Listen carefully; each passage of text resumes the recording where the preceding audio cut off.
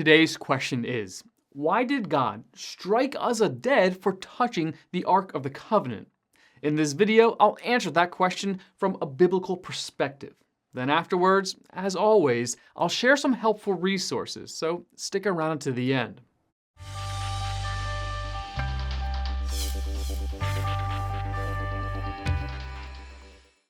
The story of Uzzah and the Ark of the Covenant is found in 2 Samuel chapter 6 verses 1 through 7 and 1 Chronicles chapter 13 verses 9 through 12.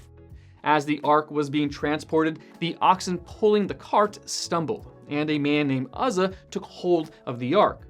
God's anger burned against Uzzah, and he struck him down, and he died. Uzzah's punishment does appear to be extreme for what we might consider to be a good deed. However, there are reasons why God took such severe action.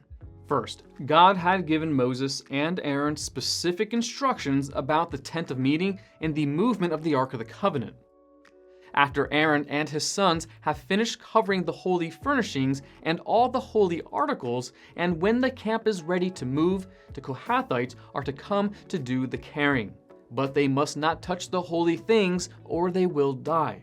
The Kohathites are to carry those things that are in the tent of meeting. Numbers chapter 4, verse 15.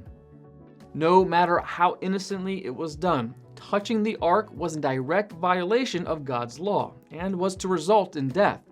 This was a means of preserving the sense of God's holiness and the fear of drawing near to him without appropriate preparation. Notice how David took men with him to collect the ark rather than allowing the Levites to bring it to him. That was a great mistake, since it ought never to have been put upon a cart, old or new. It was to be borne upon men's shoulders and carried by Levites only and those of the family of Kohath. Exodus chapter 25, verses 12 through 14, and Numbers chapter 7, verse 9, using the poles prescribed. Failing to follow God's precise instructions would be seen as not revering God's words when he spoke them through those such as Moses, whom he had appointed. Having an independent attitude that might border on rebellion, that is, seeing and acting on things from a worldly rather than from a spiritual perspective, or disobedience. Second, the ark had stayed for a period of time at Abinadab's house, 2 Samuel chapter 6, verse 3, where his sons, Uzzah and Ahio, may well have become accustomed to its presence. There is an old saying, familiarity breeds contempt. That could apply in this case. Uzzah, having been around the ark in his own home, could very likely forget the holiness that it represented. There are times when we too fail to recognize the holiness of God, becoming too familiar with him with an irreverent attitude. Third, the account tells us the oxen stumbled. The cart didn't fall, and neither did the ark.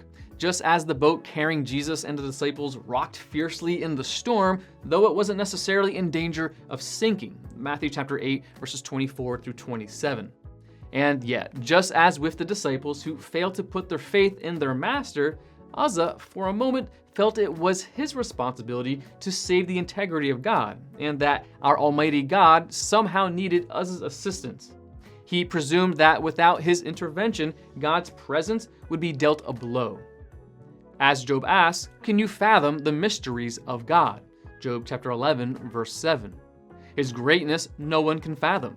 Psalm chapter 145, verse 3. His understanding no one can fathom. Isaiah chapter 40, verse 28. Moses lost his right to enter the promised land because he felt his intervention was needed when he struck the rock, instead of speaking to it as God had commanded. Numbers chapter 20, verses 7 through 12. We need to listen carefully to what God has to say to us, and in obedience, strive to do all he commands. Yes, God is loving and merciful, but he is also holy, and he defends his holiness with his power, and affronts to his holiness sometimes bring about his holy wrath. It is a dreadful thing to fall into the hands of the living God. Hebrews chapter 10, verse 31. Something of God's presence in the Ark of the Covenant seems to be lost in the church today.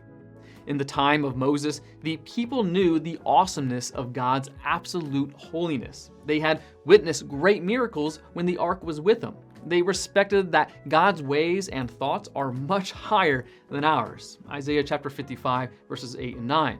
In truth, the more we try to bring God down to our worldly way of thinking or reasoning, the further away He will seem to us.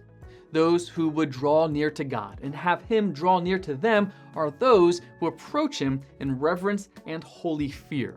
Uzzah forgot that lesson, and the consequences were tragic.